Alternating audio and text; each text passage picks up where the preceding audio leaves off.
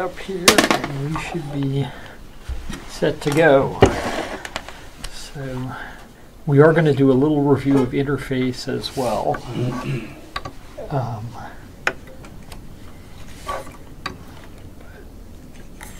Shane, do you want to start us off? What do you see? We're using the horn, so she takes her P-tricks differential. Okay, so tell me about P-ticks and P-tricks. So you have psoriasis, tinea, riders, Tygo, Candida, sebderm, and syphilis. Some of those are very follicular, maybe. Yeah, so if it's parafollicular and you got lots of pityrospore and yeast in the follicle, then you might think of Sebderm? Yeah. So, you know, it's certainly sun-damaged skin. Psoriasis would still be in the differential, but in general, psoriasis doesn't have quite so tight an association with the hair follicle as compared to seborrheic dermatitis, which really loves to sit on either side of the follicle. The other thing is psoriasis usually does not have serum. This one doesn't have a lot of serum, but it's very frequent for sebderm to be a scale crust rather than just neutrophils. And that's reflected in the clinical. Psoriasis tends to be silver, sebderm tends to be yellow. That's serum. Okay. So, very good. So we got a sebderm.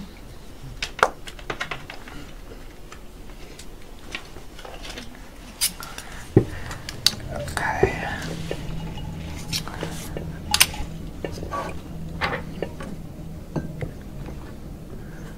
So Rachel, what do you see?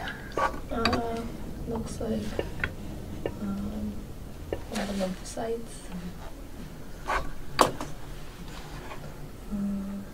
Maybe mix, infiltrate.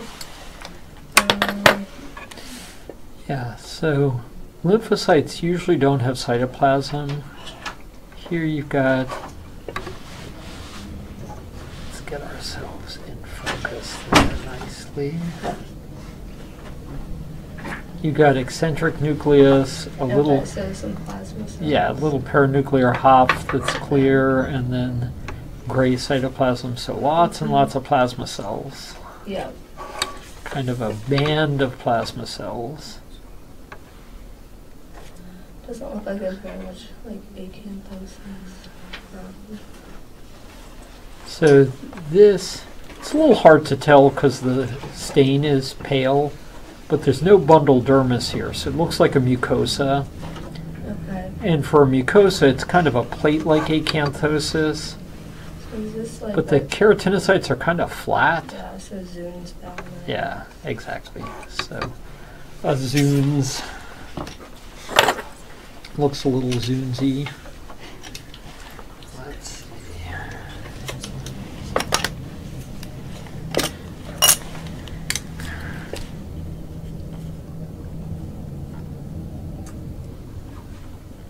So there's acanthosis, Very good. some parakeratosis, And tell me about the parakeratosis. It's there, it's there, it's here, it's there, it's there, it's there. it kind of alternates. Kind of alternates. In what kind of a pattern might you say? Is it Alternating both vertically and horizontally. It is. So given that in the acanthosis, I would say it's like PRP. So a checkerboard pattern of parakeratosis is typical for pityriasis rubra-pilaris. Tell me about your suprapapillary plates. They're very thick. They're thick, not thin, as in psoriasis.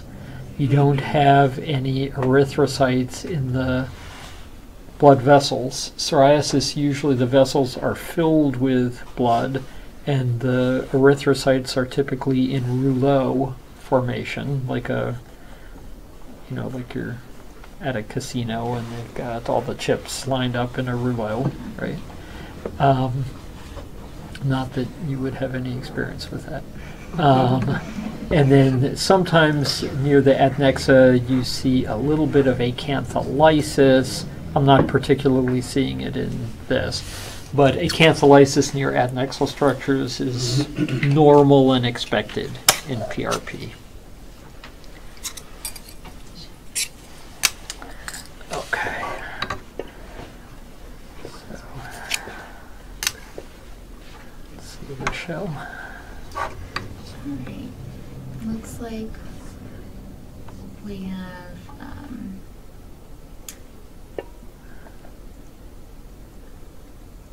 some acanthosis. I'm not quite sure if that's spongiosis exactly. Yeah, do you see a little white rim Yeah. around those Mhm. cells? So it does count as spongiosis. And then there looks like hypergranulosis as well. Yep. A little bit of And parakeratosis.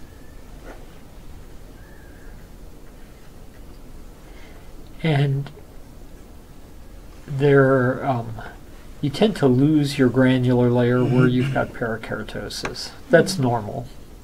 Mhm. So, how'd you classify this? As an acute spongitis. Yeah, or subacute spongiotic. There's a little acanthosis, no vesicle formation. So subacute sponge, Mhm. clinically, it was seborrheic dermatitis. You may see the parafollicular scale crust, or sebderm may just be sort of subacute derm, maybe all that you see. It depends how crusty it was clinically. So it's going to be in proportion to what you see clinically. Okay, Caitlin. So it looks like there's a little bit of a horn there.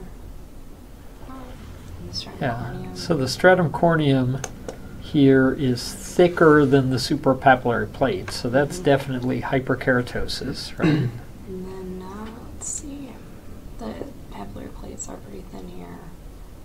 Maybe a little bit of acanthosis. And it looks like there are areas where maybe it's vacuolar interface dermatitis, or doesn't look particularly lichenoid, but some of the DEJ just doesn't quite look. Yeah, so it definitely looks like there's a little vacuolar. So you have both psoriasiform and interface. Anything that combination should make you think of? When you have odd combinations of interface and psoriasiform? You want to ask for a lifeline? Yes. Syphilis. So drug, viral, syphilis, drug, viral, syphilis. So odd combinations of interface and psoriasiform, drug, viral, syphilis. Did I mention it's drug, it's viral, and it's syphilis are the things you should think of in that. So, you know, this one, you do have follicular plugging that's pretty prominent. And you have sort of a checkerboard pattern of parakeratosis. Clinically, it was PRP. Okay. So if you have something that looks like PRP but also has interface, what else can look like PRP but has interface? MF. So MF is a good thought for that, because MF can look like just about anything. You have a little papillodermal fibrosis here. I don't see a lot of lymphs. They're holes out of proportion to lymphs, and MF is usually a lymph in every hole. That would be the one thing against it. But any place where connective tissue disease meets PRP appearance, the Wong type of dermatomyositis. So Wong type dermatomyositis looks like PRP. So Wong, like W-O-N-G. And Wong type DM important because you're going to be thinking PRP when you look at the patient. but they have dermatomyositis, which may be paraneoplastic. Okay. So, relevant for that reason. Let's see what else we got here that would be important to cover.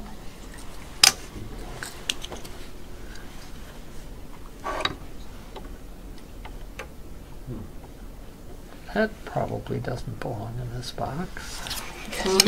Put that aside for a minute. Okay, let's try this one. Okay, Derek, what do you see here? I think Oh, I'm sorry. I went right past Caleb. Sorry. Firing, I don't know.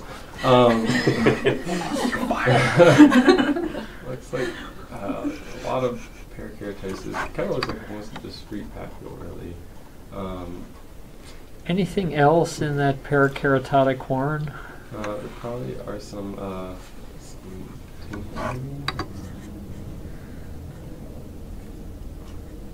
See how there are little basophilic granules all through here? yeah, some staph. Like keratohyalin granules up there with the parakeratosis. Do you know anything that would give you keratohyalin granules with parakeratosis? See all those blue? I do see it, yeah. Not sure. So it's granular and it's parakeratotic? It's like granular parakeratosis. Yes, granular parakeratosis. So granular parakeratosis, you have keratohyalin granules. You're not supposed to have, you're supposed to lose your granular layer when you have parakeratosis. But here, not only do you retain it, but the granules are all through the parakeratotic layer. So granular parakeratosis, you retain keratohyalin granules, and in fact you have them all through your parakeratotic layer. Usually axillary, although you can see it other places as well.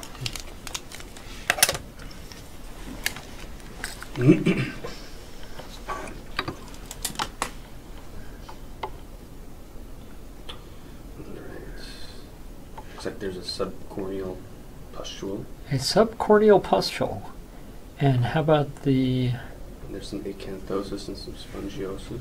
acanthosis and spongiosis? And the pustule is sitting over a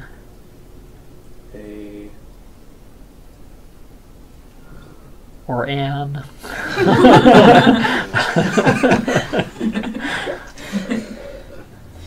I'm not sure what that is. So it's erector pilot muscle, Oh, okay. suggesting that it's a follicular pustule. And then you've got that little cell sitting right there, And EOs. an EO. So you got a few EOs, some newts in the vessel lumen, a pustule that's located with a follicle. So give me some possibilities for this. So it'd be, I guess, the cat sips or an anagram thereof. Crucial. Yes, because in the new versions of the book, we were allowed to say cat piss, but the first editor would not allow it, or the first publisher would not allow it. So it's cat piss is much more memorable than cat sips, but either one works. So Candida acropustulosis of infancy, transient neonatal pustular melanosis, pustular psoriasis, impetigo, Sneddon-Wilkinson, and staph. yeah. So it could just be a staph folliculitis on top of a subacute dermatitis. It's good to have those mnemonics because you tend not to forget things as you're going through the possibilities. The history is this is someone who had no history of any rash of any sort.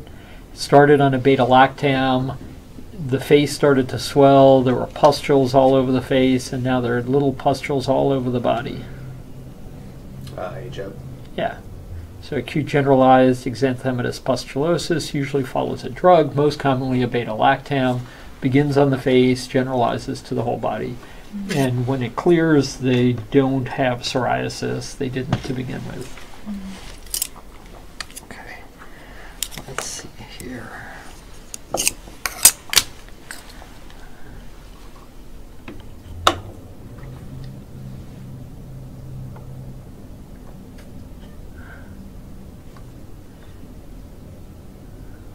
That's something a little bit different. Yes. The straticornium is compact but pale, and some wedge-shaped hypergranulocytes, and the necrosis of keratinocytes. Lots of necrosis of keratinocytes. Yeah, and there's a. In fact, everywhere you look, there are nucleated dead red keratinocytes within the epidermis. Yes, I'm wondering there may be a chronic GVHD or. So chronic GVHD is actually a very good thought. And then. It could be a variant of, it could be an acantholytic dyskeratoma, given that you have acantholytic dyskeratosis up here in the corneum, or a variant of Grover's. Could do that. Chronic GVH is a good thought, as it's just transitioning into chronic. In a excuse me, this is not kid skin. It's not nearly red enough to be kid skin. But in a child, you might think of incontinentia pigmenti doing that. In an adult, the late subungual lesions of incontinentia pigmenti can look similar.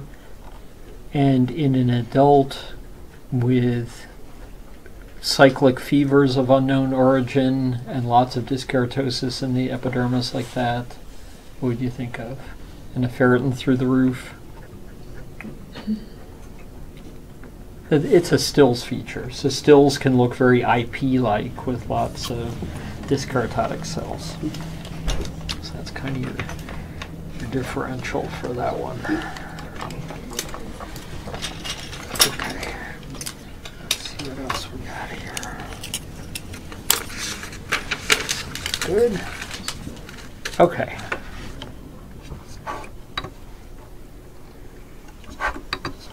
All right, small punch, lots and lots of sponge, but para and newts. So it could be one of the spongiatic psoriasis processes. So what kind of psoriasis is spongiatic? This would be the Shane Cook age, inverse, acral, guttate, and erythrodermic. Yeah, or some people have said everything except plaque. Right. Right. So, you know, you learn psoriasis as not being a spongiatic process, but that's only true for plaque psoriasis. Every other form of psoriasis is spongiatic. So, you know, spongiosis only is against plaque psoriasis. Any of the others are fine. Mm-hmm. And typical for psoriasis is newts sitting on top of para, or alternating sandwich newts, para, newts, para, newts, para. In this case, you know, with little, looking like little seagulls flying through the corneum with newts. Guttate. Yeah, it would be pretty good for a guttate. Little drop-like lesions of psoriasis. Let's see what else.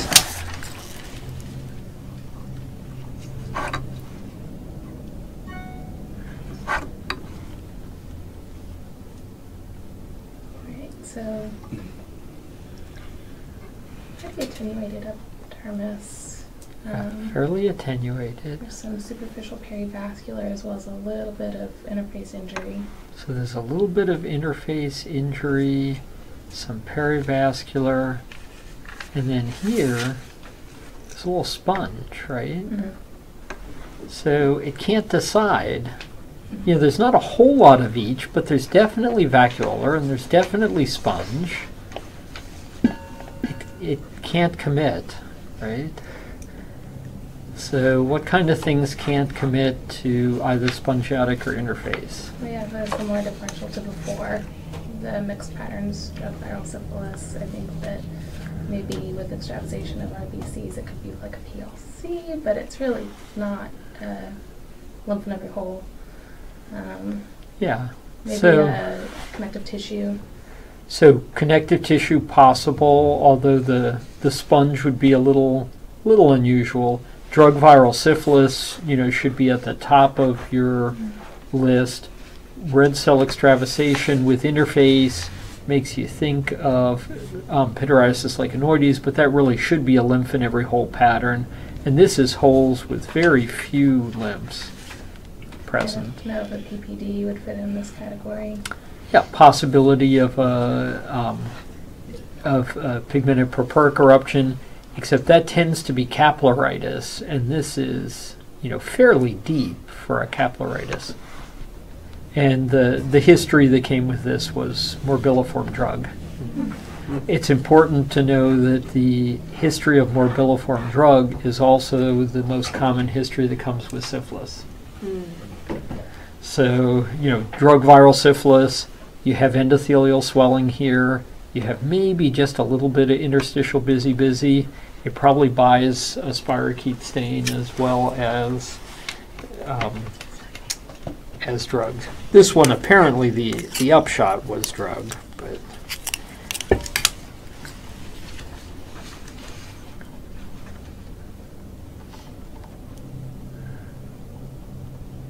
okay, a little bit faded. Yep, there's some sponge with extravasated reds. Sponge and extravasated reds, what kind of things would that make you think of? Well, you think of PR or like Duca's sponge.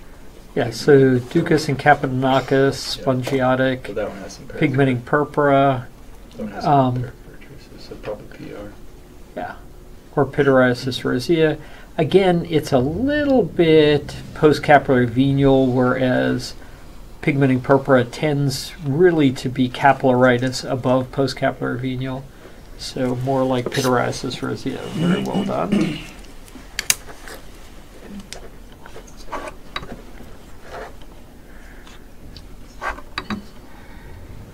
The punch biopsy, it looks like there's neutrophils in the horn. And are the neutrophils random, or are they sitting on top of para? Sitting on top of parakeratosis. And then again sitting on top of para, and then again sitting on top of para, and then again sitting on top of para. What could do such a thing? Psoriasis. Yeah, exactly.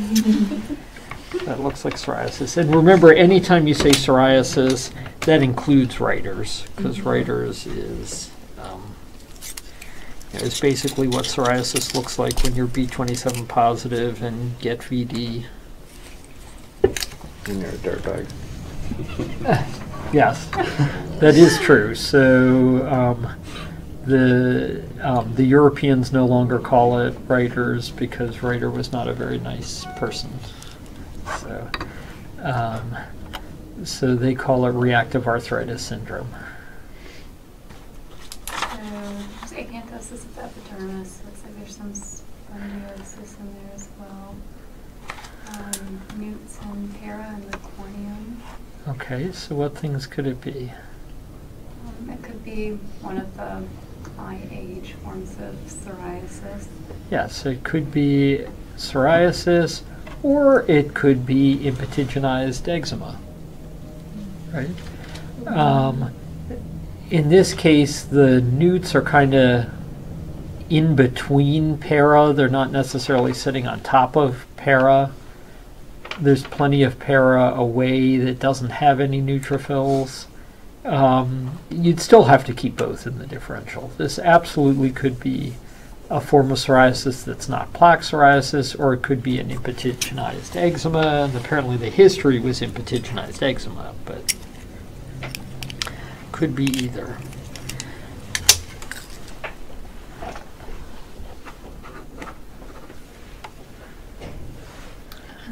So we have, I don't see any parakeratosis.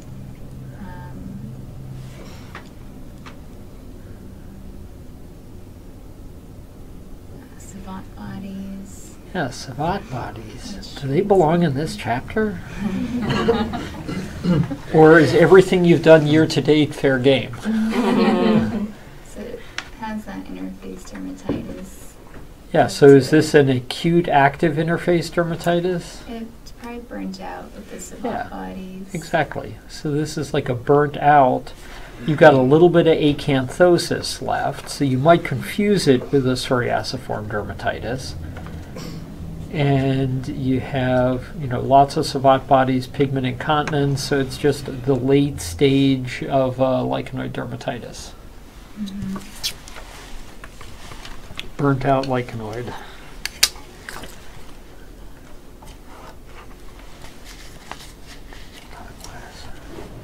So it looks like the horn, for the most part, looks normal. Except there's some that para. Yes, so some little foci of para. Let's see, a little bit of acanthotic and some areas of sponge acantholysis. Yeah, so the spongiosis, a little bit of acanthosis. And those are those newts. Those are. So is that I guess your collection of neutrophils in the stratum corneum, so could be something like sebderm, candida, impetigo, psoriasis, tinea, or syphilis. And what if, now here it looks a little different. Here I've got newts sitting on top of para. So that's like guttate psoriasis. Yeah, so it's probably guttate psoriasis then. So you were absolutely right in your first differential, and then the appearance changed just a little bit, and that brought you home to probably guttate.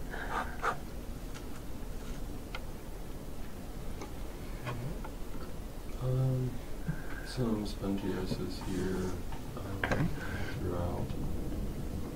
Seeing else, maybe some extravasated reds or dead red. Yeah, dead reds would be up here, right? Yeah, some extravasated RBCs. So maybe thinking about like a R. So like pityriasis rosea. What vessel is that? That sits at the junction of papillary and reticular dermis. Is it like a postcapillary vein? That's postcapillary venial. So, and most of the inflammation is at that vessel or above that vessel? It's above that vessel. So what would be above the postcapillary venial? Probably a capillary. Probably the capillary, right? so that looks like a chronic capillaritis with red cell extravasation. Some type of PPD. Yeah, like a pigmenting purpura, and it's kind of spongiotic, so that's the Ducas type of pigmenting purpuric eruption.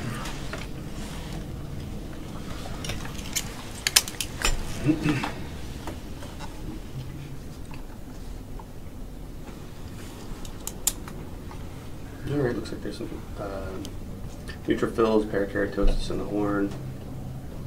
In a random pattern? It seems to be it's kind of sandwiched to me. Yeah, like newts, para, newts, para, newts, para. What does that suggest to you?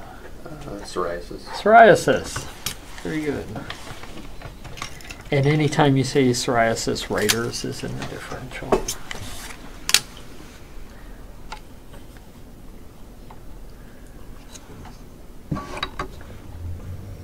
So Ying, where do you think the biopsy's from? I think it's from the tongue. Tongue, you'd see a lot of muscle here probably. This has a pretty thick corneum, a lot of eccrine glands, no follicle. Acro. Yeah, probably volar skin. And on that volar skin, I see a pustule with many neutrophils infiltrate, and then so what sort of things could give you a pustule on volar skin? could be the pustule type of psoriasis. Yeah. Yeah. So palmoplantar pustulosis in all of its variants, which are basically all forms of psoriasis. The one that's not really psoriasis being the acropustular eruption that you get with TNF agents, especially infliximab.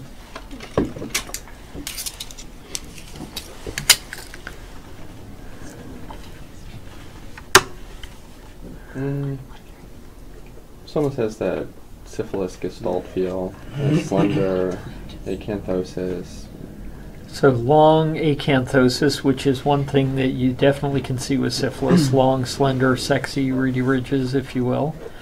Do you see any interface dermatitis, though? No, I don't see, like, there's not, I And there- can see all the lumens, so I don't see any plugging. Yeah, or so no endothelial swelling.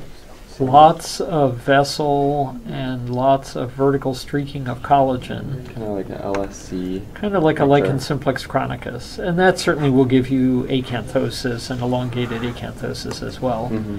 There's a little bit of serum, so it probably was an active spongiotic process that's been scratched a whole lot, giving you the acanthosis, the hypergranulosis, the angiofibroplasia of the papillary dermis with lots of vertical streaking of collagen.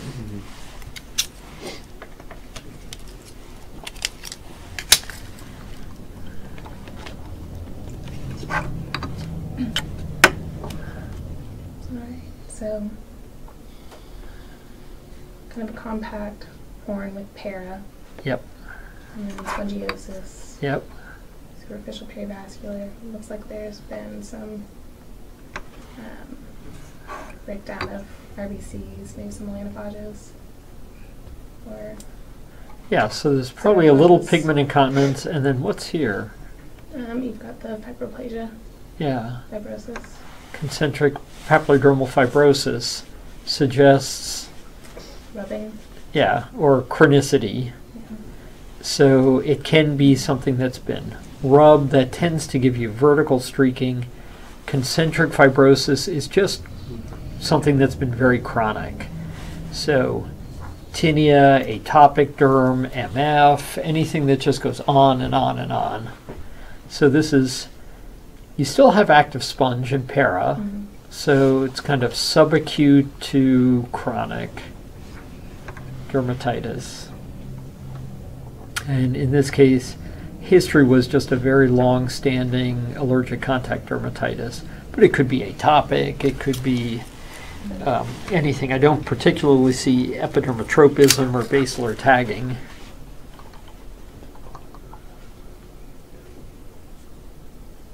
Pretty broad shave. Pretty broad shave. So they were, what kind of things would you be after with a broad shave like that?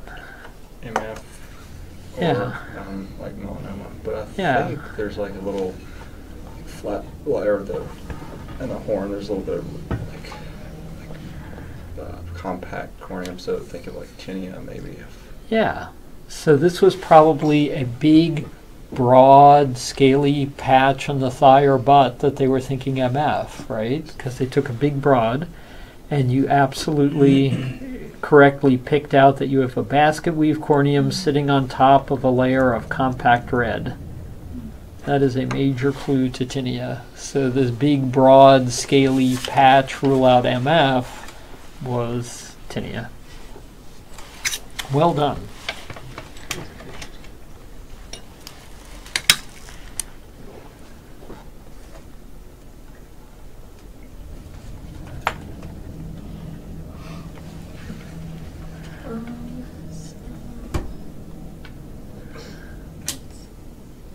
Looks like we might have some like interface, that one spot. We have a basket weave corneum. Looks like it's fairly thick. And that's probably beyond interface. That probably counts as sponge Okay. there. What are all these red things? Red blood cells. Yeah. So you got red cell extravasation. Mm-hmm. Any inflammation? Yep. Where is it? Like above the capillary. So that's postcapillary venial down here. Yeah, so capillary. Yeah, so capillaries. You see it's right around the capillaries. Yeah. So chronic sparse lymphoid capillaritis, hyperkeratosis, and red cell extravasation makes you think of, PPD. yeah, pigmented purpuric dermatosis. Keep in the back of your mind that MF can resemble PPD, but in this case, there was just a little sponge. There was no basilar tagging, no epidermotropism, nothing like that. Okay, Sarah, what do you see? There is keratosis. There is parakeratosis, and it looks like there's some granules. Yeah, in the there as granules well. all through. So what gives you granular parakeratosis? Something called granular Parakeratosis, yes. Okay, very good. Well done. Okay.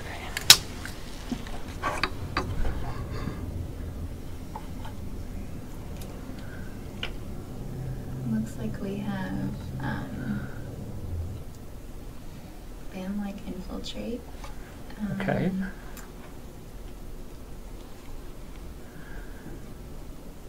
The lymphocytes in the epidermis look a little like they're sitting on a white pillow.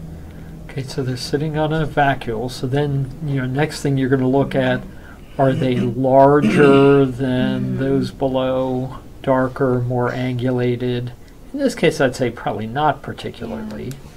How about your basal layer? Is that nice and intact? No, I don't really. How about your reedy? It looks pretty sawtooth. Looks pretty sawtooth. And that doesn't happen in MF. So MF doesn't give you sawtooth. Okay.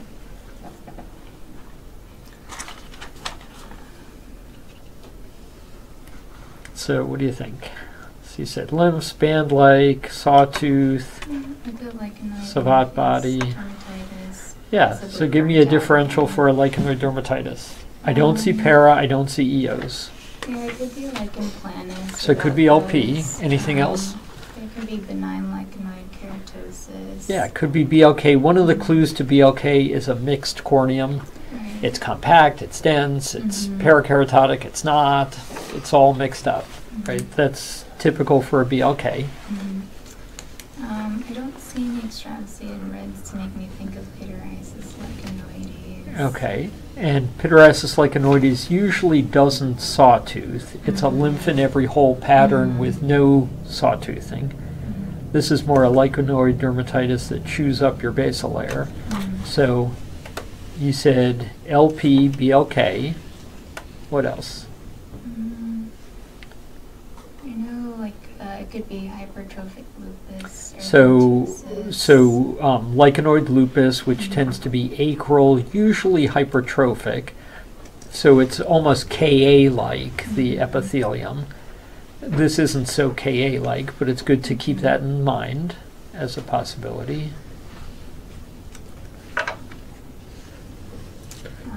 Anyone else want to jump in? What else belongs on the list? That's true. There was lichenoid. So drug. lichenoid graft versus host and lichenoid drug. Lichenoid drug can have EOs, can have para, but doesn't have to, right? LP is the strict parent. You're not allowed to hang around with EOs or para. Lichenoid drug, just tell us where you are. But you can hang around. You can choose your friends, right?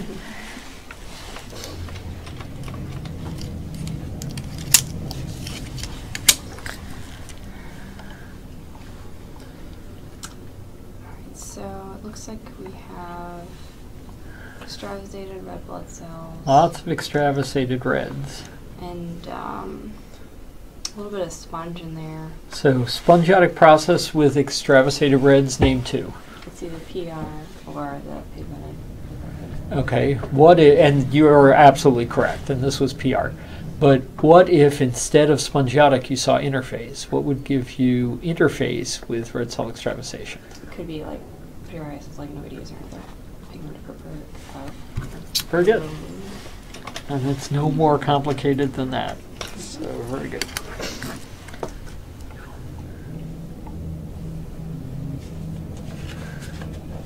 See some definitely some para and some acanthosis as well. Lots of balls and some with para, but it doesn't really look like granular parakeratosis that much to me. Now, More impetiginized, maybe. so it could be an impetiginized eczema, or if those are little clusters of newts sitting on para, Then more like psoriasis. then it could be psoriasis. Now, there's a lot of serum in there, and it looks like most of this is adjacent to a hair follicle. So like maybe PRP. Or PRP doesn't tend to do newts, but what does newts and serum adjacent to a hair follicle? Subderm. Sebderm, yeah. So it could be like a sebderm or a seborrheiasis, sebopsoriasis kind of thing.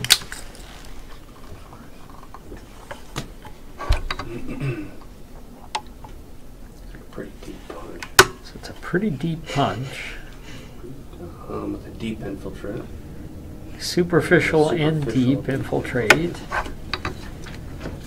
And Soon.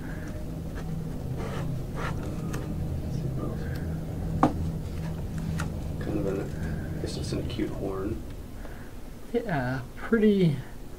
Yeah, the horn, I mean, it doesn't look like there's really much of any epidermal change, right? Something Because- lupus. But, So superficial and deep. There is a lot of space between the collagen bundles, which probably is mucin. And so lupus, especially a tumid lupus, is right in there. Very well done.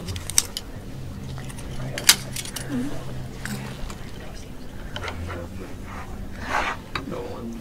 Okay. Ying, what do you think? There is neutrophils in the dread column and alternating of the parakeratosis and So what do you think with alternating newts and para? psoriasis. Very good. Well done. Where's that easy button? Yeah, we need the easy button there.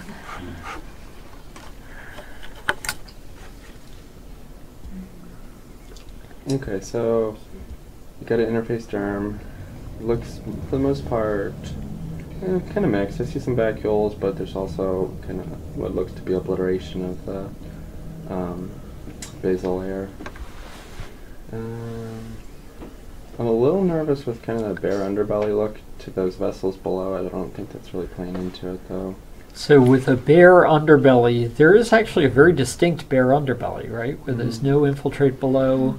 Bare underbelly makes you think of what possibility? MF. MF. But how often does MF give you destruction of the basal layer? Not that I can really think about. Yeah, I mean, so there is the aggressive epidermotropic CD8 lymphoma. Doesn't tend to be really lichenoid. It's, if anything, more EM. Like necrosis, and the patient within 3 months looks like toxic epidermal necrolysis and dies. So, you know, very aggressive, very horrible lymphoma. Doesn't tend to give you real sawtoothing like this. I can tell if those are EOs. It could be drug. Yeah, so if there are EOs in there, lichenoid drug. What if there are no EOs? So no EOs, no para, and it looks lichenoid. I stick with that kind of broad LP at BLK or lichenoid regression, lichenoid GVHT. It doesn't seem too bizarre, atypical keratinocytes though. Yeah. And then hypertrophic lupus doesn't look great for it. Yeah, so you sort of have to run through all those possibilities. Don't forget lichenoid regression of melanoma. This would be a pretty small punch looking for a melanoma, Right. but you know, if it didn't come from a derm, that might be exactly what they sent you. Let's see. I'm sure we hit some other key topics here. You guys saw nutritional deficiencies in the box and in the pre-conference. So with nutritional deficiency, what do you tend to see? Ballooning, pale in the upper dermis. Pallor and ballooning degeneration of the upper third. In the more chronic phase, when it doesn't look wet and necrolytic but is dry and necrolytic, that moves up to just a band of parakeratosis under a compact corneum. So you can miss that period where there's pallor and ballooning of the upper third, and later stages, when it's kind of dried out, you just see a layered corneum, top half being normal, bottom half being parakeratotic. So, just be aware all lesions have a life that they go through. And so that would be the life of that type of lesion. So it looks like we have an interface process as well as superficial perivascular. Okay. Bit of an attenuated epidermis. Yep. Which would make me think of things like lichenoid GVH, regression of melanoma. Absolutely. What do you have there? Cornoid lamella. A little cornoid lamella. And there's a little sneaky one on It this is a side sneaky too. one. So this is sneaky porokeratosis. Remember, center of poro can look like anything and is frequently lichenoid, sometimes psoriasiform. So, sneaky, sneaky little cornoid lamella. Well done. It's like some perifollicular nukes in the horn in the one area. Yeah, and it's really lipping on the edge of the follicle, suggesting sebderm. Here it could just be psoriasis. That really suggests sebderm when it's really sitting on the edge of the follicle.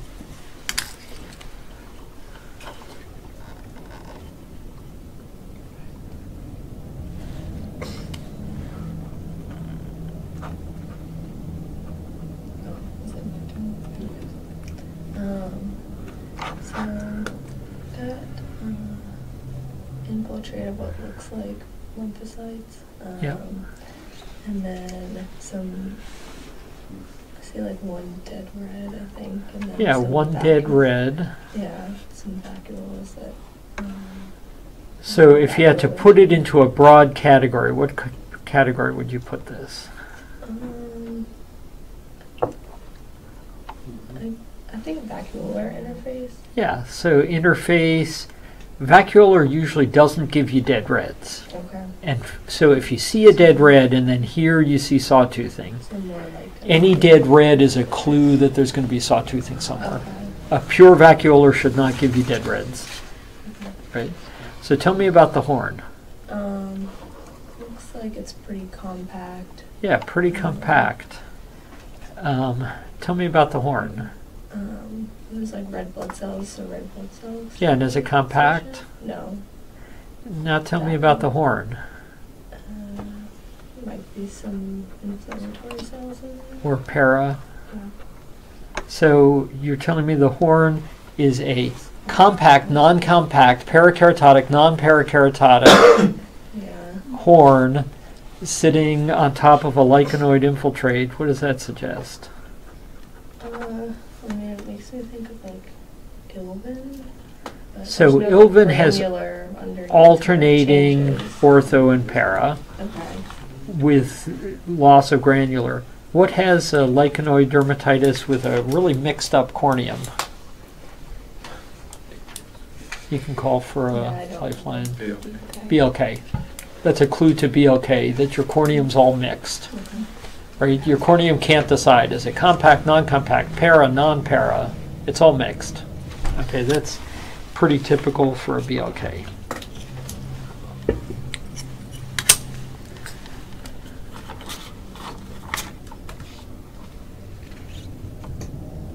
So there is some acanthosis of the epidermis. So there's a perivascular infiltrate in the papillary dermis. Okay. Pretty compact, strong corneum. I think there's a little bit of parakeratosis in there. There's maybe a little bit of spongiosis. Yeah. There's a little acanthosis. There's certainly a little spongiosis in here. There are, what are all these guys? Little lumps. The red ones. Oh. Is that extravasated? Yeah. So erythrocyte extravasation, spongiosis. So I'm thinking PR versus spongiotic PPD. And what do you think about the lymphoid infiltrate for spongiotic PPD? It's kind of around the postcapillary venial. Yeah, postcapillary venial and deeper, Right. whereas this is where PPD would live, Right. capillaritis. So this is, pretty deep infiltrate for PPD. So more likely, PR. yeah, more likely PR with all that erythrocyte extravasation. So it looks like we have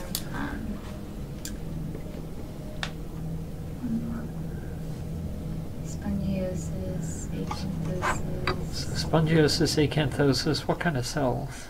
eos. And the EOs, are they just in the dermis or are they in the... Epidermis as well. So it looks like we're So you have spongiotic with EOs. eosinophilic spongiosis. So how does that make you feel? Happy. Happy. So tell me about how happy it makes you feel. Here's herpes gestationis, arthropodosol. There's allergic contact from pemphigoid, pemphigus, IP, and then etox. And erythema toxicum. Yeah, exactly. So very well handled. You made me very happy. Ha ha ha. Okay.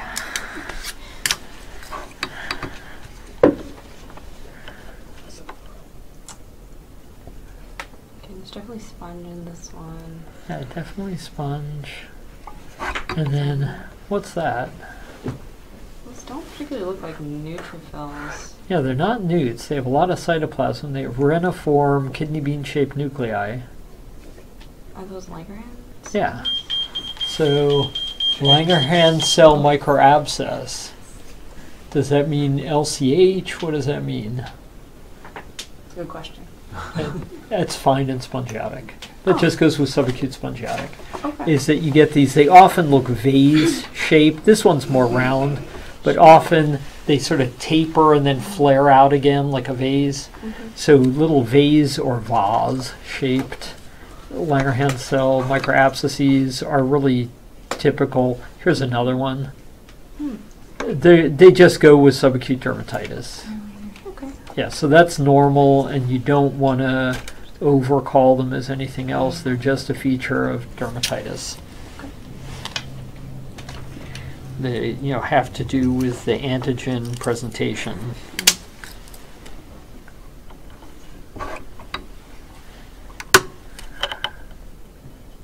There's a little follicular plugging here.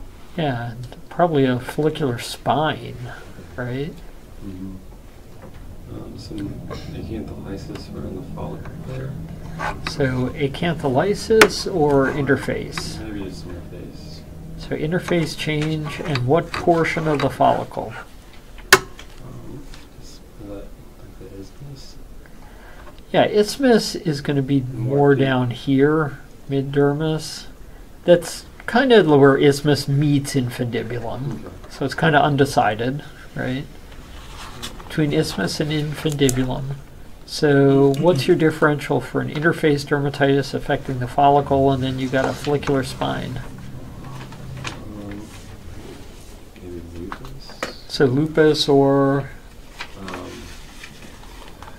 what else would be lymphoid, a little more up towards the infundibulum, and prominent follicular spines? Like LVP? Yeah. So lupus tends to be follicular hyperkeratosis, but not so much a spine that sits higher than the other corneum, and tends to be a little more mid-dermal, the infiltrate, sort of around where the erector pili inserts. This is a little higher with perifollicular mucinous fibrosis, a distinct spine, so probably a little more LPP-like.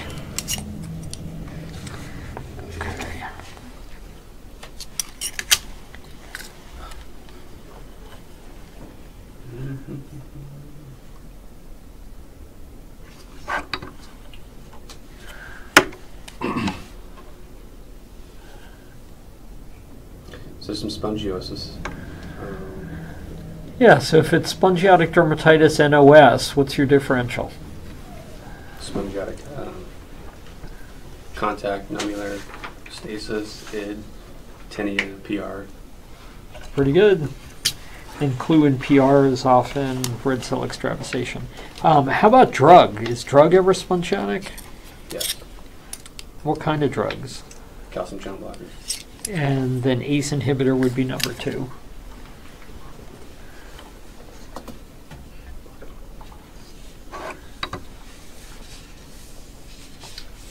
It's very irregular cancer-cyst with dermapapule fibrosis and superficial pervasive infiltrate. It's not like a chronic dermatitis. Like a chronic dermatitis. And then tell me about your stratum corneum.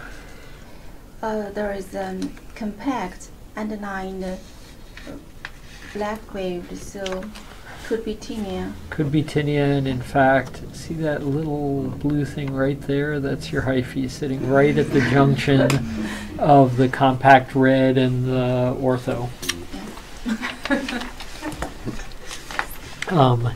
Tinea, very common, and tinea will definitely, you will screw up many, many times and miss tinea. Very focal, yeah, pretty focal interface, kind of like destruction. Some red deads up top. Kind of favor like maybe a BLK. It's so focal, but yeah, BLK. There's maybe a little basilar atypia, maybe even lichenoid AK. And there's some melanophasias. Anything else in the differential? You can include, I think, most of the other lichenoid processes since it's orthokeratotic. Doesn't look like there's any EOs mixed in. We're sitting on very sun-damaged skin. Oh yeah, I'm sorry, lichenoid regression of melanoma. And this ultimately turned out to be melanoma. There's no melanoma visible in this particular section, but remember that's in your lichenoid differential, especially on sun-damaged skin, is lichenoid regression of melanoma, which is what this ultimately proved to be.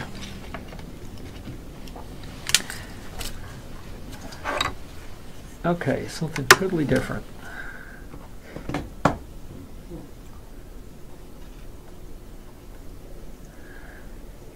Fibrotic.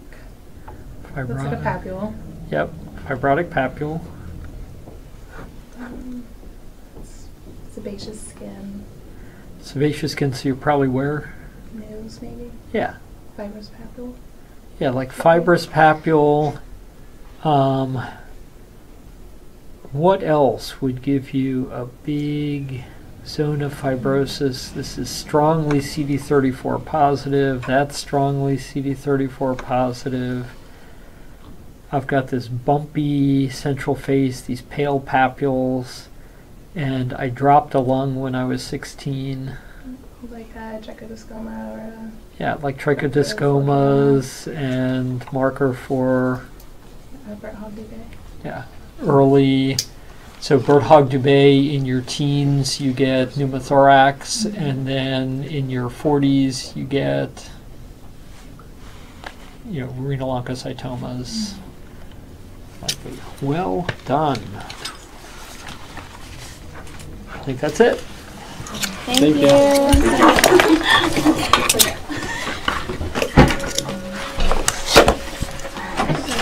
Okay. Have places to be. Thank you.